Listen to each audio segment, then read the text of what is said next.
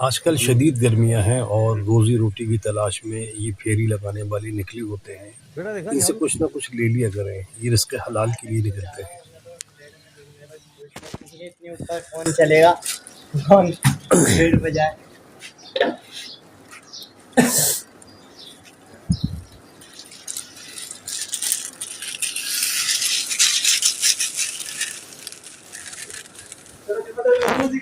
अच्छा, ये कितने कितने की है?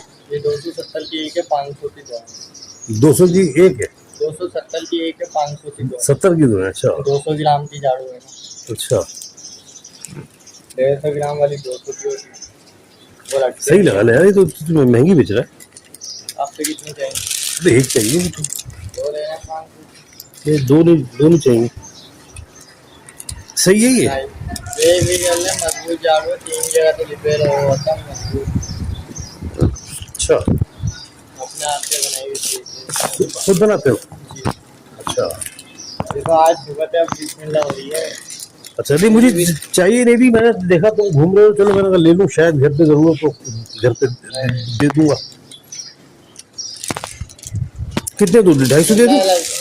250 दे खुले दे।